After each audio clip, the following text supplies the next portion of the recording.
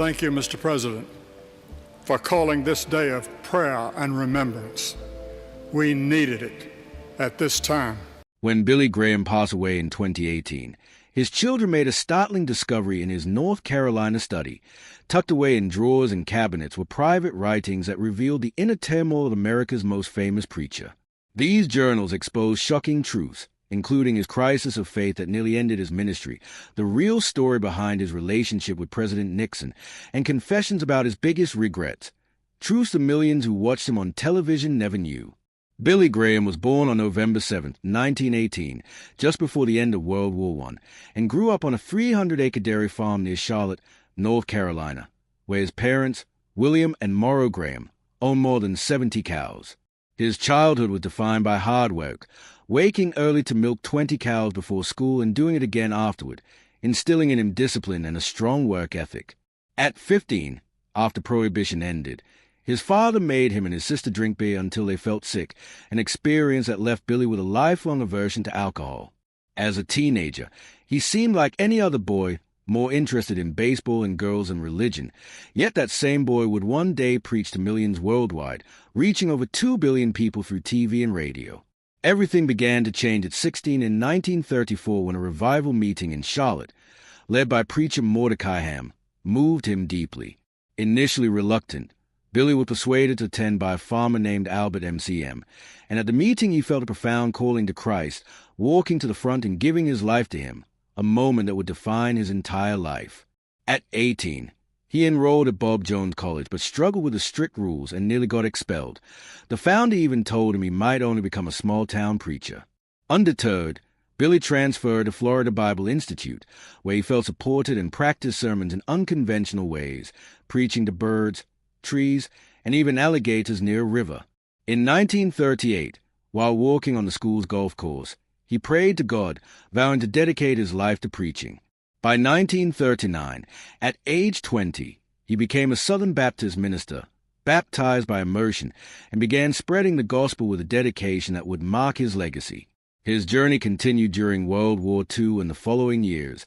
At 25, he delivered his first You for Christ sermon on May 27, 1944, in Chicago to over 2,000 people, beginning a remarkable path of nationwide and international ministry. By January 1945, he became You for Christ's first full-time employee, organizing events across the U.S. and abroad, speaking in over 300 cities in 7 years, and inspiring thousands. The rallies, filled with music, celebrity testimonies, and energy, drew tens of thousands of young people who found hope in his message after the hardships of war. By 1946, You for Christ had expanded to 300 U.S. chapters and over 200 overseas, laying the foundation for other organizations like World Vision and his own Billy Graham Evangelistic Association, BGEA. A major turning point came with the 1949 Los Angeles Crusade, which began on September 25th under a big tent called the Canvas Cathedral. Initially attracting 3,000 people, the event gained national attention when radio host Stuart Ham and war hero Olympian Louis Zamperini converted to Christianity, prompting media mogul William Randolph Hearst to instruct his newspapers to promote Graham. What was scheduled as a 3-week crusade extended to 8 weeks, drawing around 400,000 attendees, thousands of whom committed their lives to Christ. In 1950, recognizing the need to organize his growing ministry, Graham founded the BGEA in a small Minnesota office with ambitious goals to spread the gospel in every possible way, including the launch of the radio program Hour of Decision in November 1950, marking the start of a lifelong mission that would transform millions around the world. Billy Graham's ministry became incredibly popular, reaching millions of people worldwide. Over time, the Billy Graham Evangelistic Association, BGEA, grew into a global organization with offices in cities like London, Sydney, and Buenos Aires, and expanded into publishing magazines, making films, and producing television programs, allowing his message to reach even more people. In 1948, 2 years before the BGEA was officially created, Graham and his team committed to strict ethical guidelines, worried about scandals that had plagued other evangelists. At a meeting in Modesto, California, they formulated the Modesto Manifesto, pledging honesty in finances, avoiding even the appearance of sexual misconduct, working closely with local churches, and never exaggerating their successes, foundations that would earn the trust of millions. Graham's work transformed the way Christianity was shared globally. His 1954 London Crusade, lasting 12 weeks, attracted over 2 million people, marking the start of his global mission that combined massive gatherings with media outreach and local church support. His crusades often united people even in divided regions. In 1973, during a crusade in Durban, South Africa, over 100,000 attendees sat together regardless of race, and Graham publicly condemned apartheid, drawing both criticism and worldwide respect. In 1977, he preached in communist Hungary, where religion was banned, addressing over 30,000 people in 5 days, opening doors to other restricted countries, including North Korea. In 1995, Graham pioneered satellite broadcasts, transmitting his message to 185 countries in 116 languages simultaneously, reaching over 10 million viewers and receiving 2.5 million responses. By his retirement, he had spoken to more than 215 million people in person across 185 countries, with his largest crowd being 1.1 million in South Korea in 1973. Beyond live events, Graham leveraged media effectively. His radio program Our Decision, launched in 1950, aired on 150 stations within a year and 800 worldwide by 1954, while his 1957 New York Crusade broadcast on ABC reached 96 million viewers over 16 weeks, jamming phone lines on the first night. He continued innovating, reaching 50 million Africans via satellite in 1981, launching one of the first Christian websites in 1989 to connect people with counselors, and helping over 1.5 million online annually by 2008. Graham also founded Christianity Today magazine in 1956, which became a respected voice for evangelicals, addressing issues like civil rights and the Vietnam War.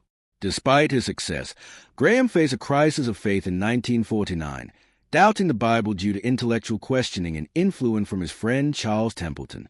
Struggling to reconcile his faith before the Los Angeles Crusade, he retreated to Forest Home in California, seeking guidance. Encouraged by mentors like Henrietta Mays and others, he prayed and decided to trust the Bible by faith, even without full understanding. This moment transformed him, bringing a profound sense of peace and clarity, and by the start of the Los Angeles Crusade on September 25, 1949, he preached with renewed confidence, delivering messages deeply rooted in his belief and marking a turning point in his ministry that would touch millions around the world.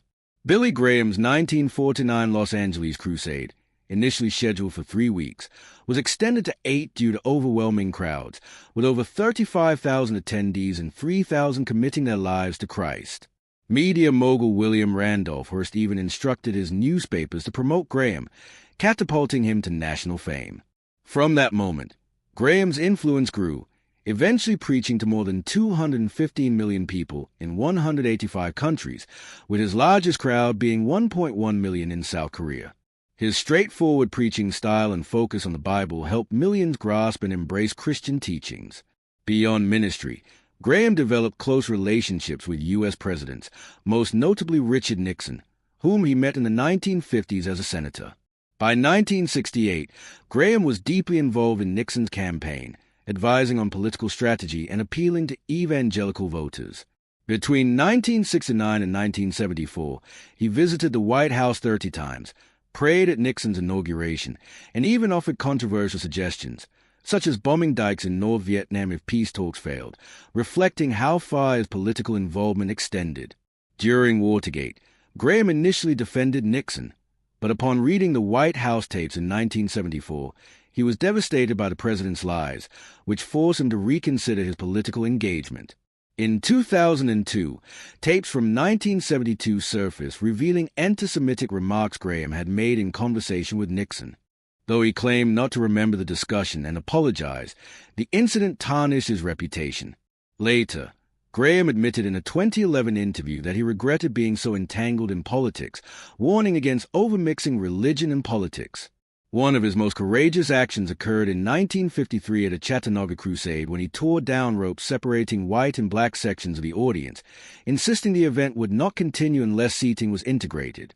He continued advocating for integrated audiences, holding rallies in Harlem, Brooklyn, and Birmingham, often facing threats, vandalism, and backlash from segregationists. Despite criticism for not taking more direct action during the civil rights movement, Graham maintained that changing hearts through faith was a key to overcoming racism, emphasizing personal relationships with Jesus as a path to reconciliation, though this approach left some leaders feeling it did not address systemic injustice. These moments illustrate both Graham's profound impact and the complexities of his legacy, balancing ministry, politics, and social change. In 1963, when peaceful protesters in Birmingham were attacked with fire hoses and police dogs, Billy Graham did not speak out strongly and also chose not to attend a march on Washington, where Martin Luther King Jr. delivered his "I Have a Dream" speech. Instead, Graham made statements such as only when Christ returns would white and black children walk hand in hand, which to some suggested he doubted that people could effect change in present. His cautious stance on civil rights was partly due to his ties to political leaders, including segregationists. In 1965, during the Selma voting rights campaign, he criticized the protesters' tactics, upsetting civil rights leaders who believed nonviolent protests were necessary. Graham and King had a complicated relationship. King prayed at Graham's New York crusade in 1957 and praised him for addressing race issues, but tension arose in 1958 when King urged Graham not to let a segregationist politician introduce him at a Texas crusade, advice Graham ignored, claiming later that King told him to stay in stadiums and influence white audiences, a claim some scholars dispute. Graham's approach to race was inconsistent. He demanded integrated seating at his events but occasionally allowed segregated choirs, and after the Selma violence, he preached in Tuscaloosa, Alabama, stating he was not here to talk about local issues, just the gospel, which many saw as avoiding confronting racism. In a 1960 article, he argued that forced integration could not make people love each other, and while he advocated for some change, his words often seemed to defend the status quo. Later, in 1989, he admitted he could have done more for civil rights, prompting both praise for his honesty and criticism for not taking a stronger stand. Outside of activism, Graham's personal life was marked by love and devotion. He met Ruth Bell at Wheaton College in 1940, and after a month of courage building, he asked her out on their first date to hear Handel's Messiah. Ruth, who had dreamed of being a missionary in Tibet, decided to marry Billy in 1943 after graduating, believing she could support his ministry. Their marriage lasted 63 years until Ruth's death in 2007, sustained by daily prayers, phone calls, and unwavering love despite Billy's frequent travels. While initially a strict fundamentalist, Graham's faith evolved. He began including people from diverse Christian backgrounds, collaborating with mainline Protestant churches and even Catholic groups, sometimes drawing criticism but broadening his reach. By the 1960s, his event attracted massive crowds, often exceeding 100,000, and he prioritized sharing Jesus' message as widely as possible, embracing a non-literalist approach to Scripture while maintaining core beliefs. He met Pope Paul VI in 1964 and encouraged Catholics to return to their churches, and even expressed that those who followed the light in their hearts might find salvation, which sparked debate among evangelicals. On social issues, Graham opposed abortion while advocating for compassion and understanding, spoke for traditional marriage, yet never condemned others, emphasizing kindness over judgment. In later years, he faced serious health challenges, including Parkinson's disease, prostate cancer, and hydrocephalus, but continued his ministry as long as possible. Even in his 90s, with declining hearing and vision, his mind remained sharp. Graham's last public event was his 95th birthday in 2013, and he passed away in 2018 at 99, leaving a legacy of faith, love, and a global message that touched millions.